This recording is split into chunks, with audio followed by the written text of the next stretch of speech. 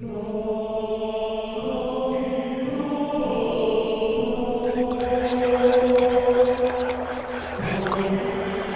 are stories older than memory, whispers passed down through dust and fire.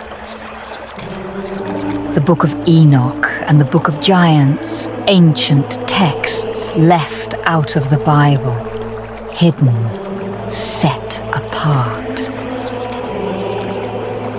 This doesn't mean they are false, only that their place as scripture has long been debated. But they tell of a love that defied the heavens. A story of rebellion, forbidden love, and judgment.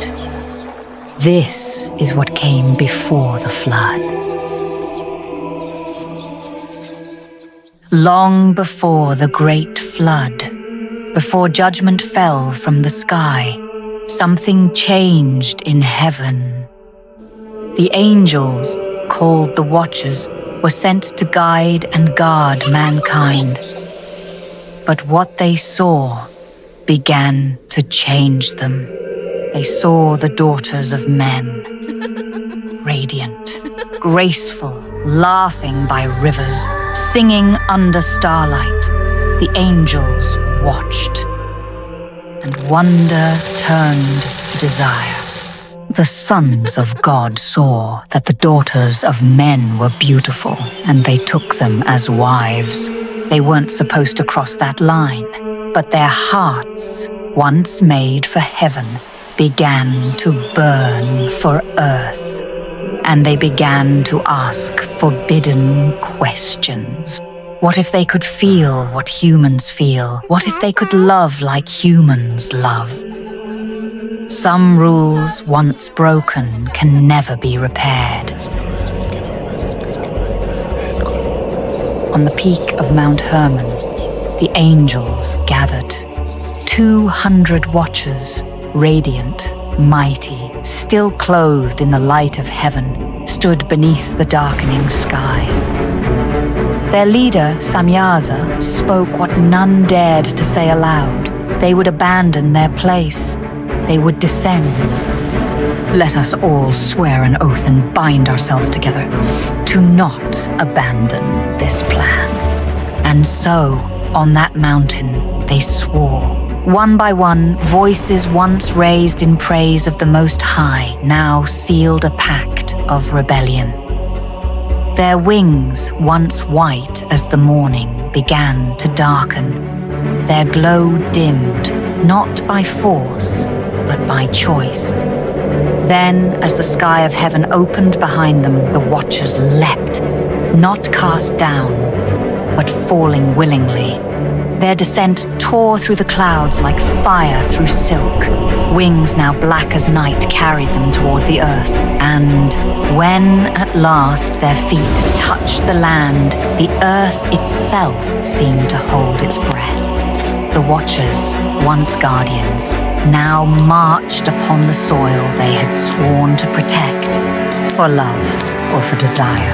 Either way, the world would never be the same. When the Watchers came, they weren't monsters. They were beautiful, radiant beyond human understanding. They glowed like starlight. Their voices, music that bypassed the ears and went straight to the soul. Their presence turned silence electric. To the women they chose, it felt like destiny, not desire, not even love.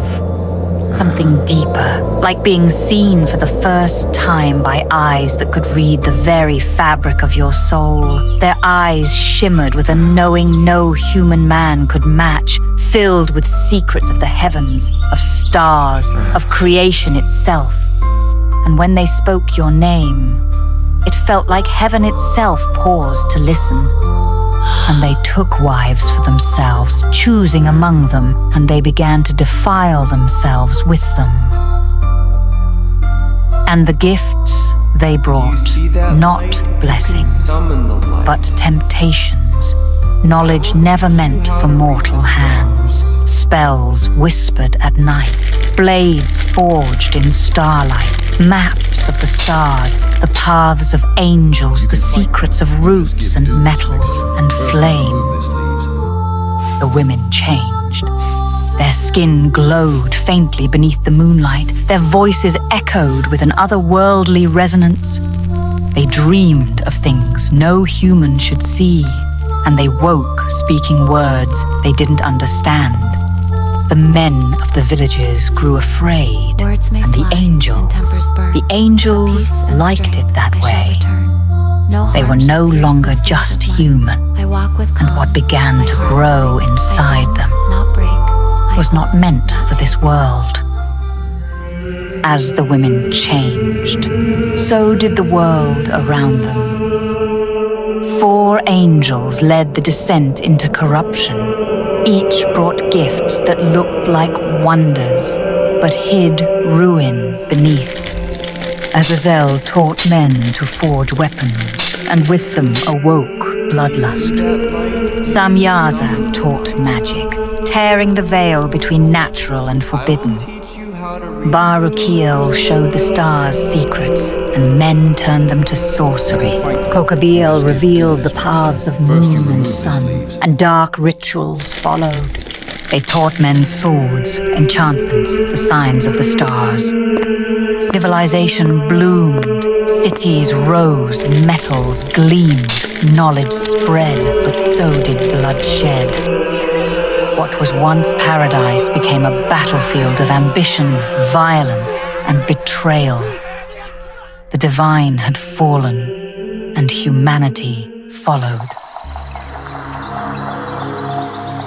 It began with whispers and swollen bellies. The women, now wives of angels, found themselves pregnant with something no one could understand.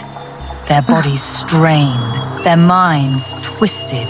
These were not normal children. They were growing too fast, too strong, and then they were born. They didn't cry. They roared.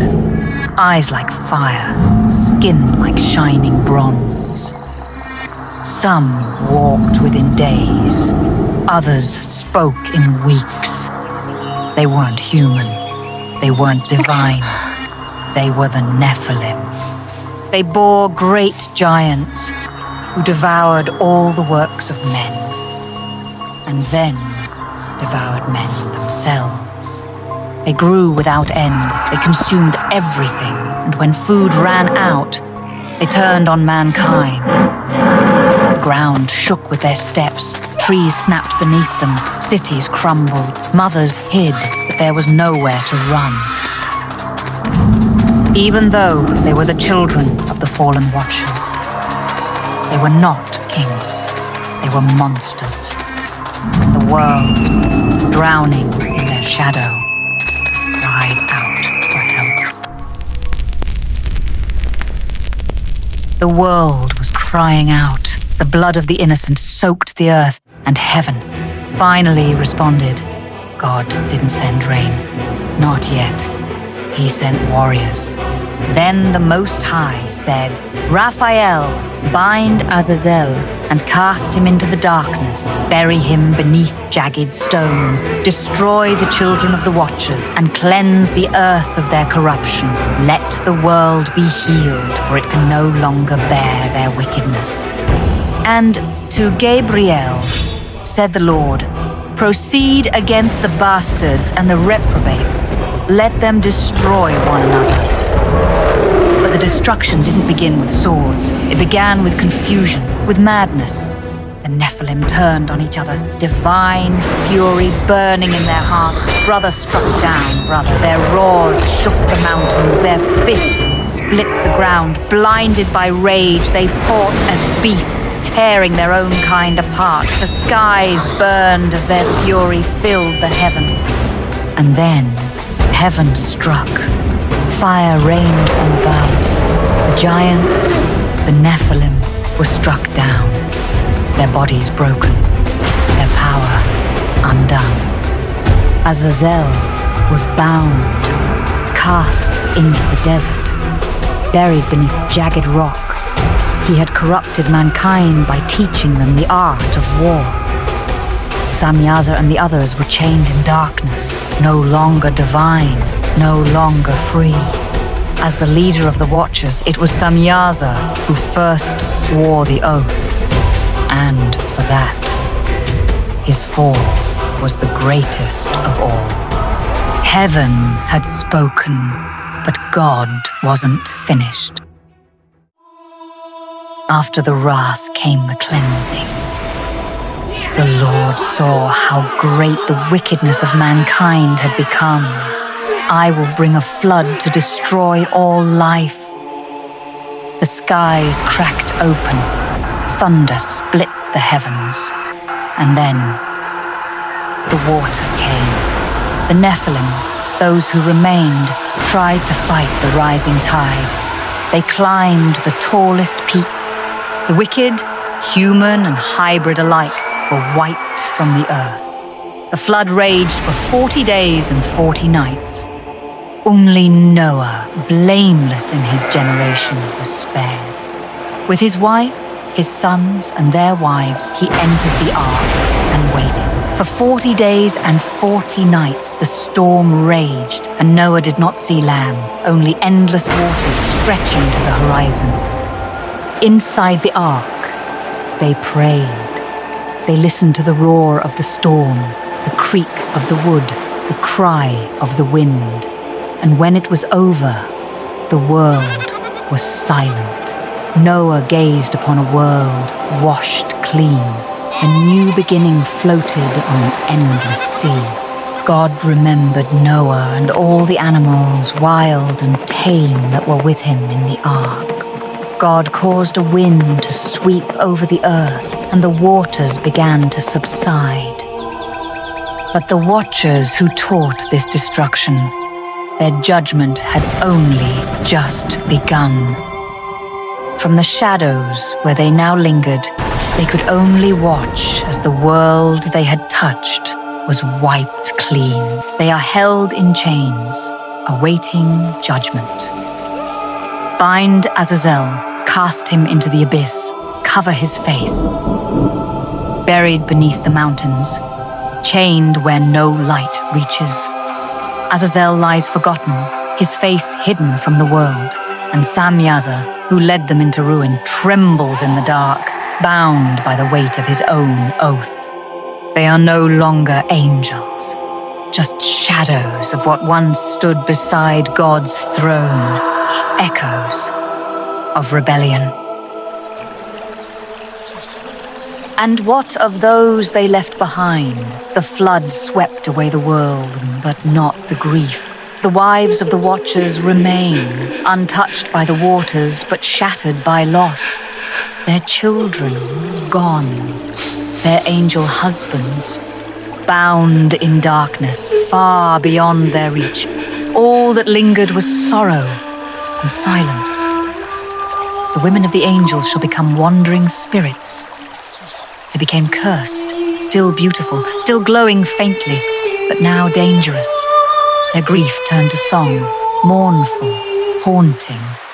Their voices drifted through the fog, and ships began to vanish. They became sirens, not monsters, but mourners, a warning that love stolen from heaven never ends quietly. These are stories older than memory. Whispers passed down through dust and fire. They speak of Enoch, great-grandfather of Noah, a man who walked with God and was no more. From him came writings not found in the Bible. The Book of Enoch, the Book of Giants, ancient scrolls, hidden, set apart, but never truly lost. Though left out of Scripture, they still speak today, warning the wicked, giving hope to the faithful, reminding us those who walk in truth will never be forgotten. The world was washed clean, the fallen were chained, the Nephilim drowned, but not all passed on. Their bodies perished, but their spirits, born of heaven's rebellion and earth's sorrow, remain, wandering, restless, the first demons, and so the scars endure. Some say the faithful still watch, not to intervene, but to remember.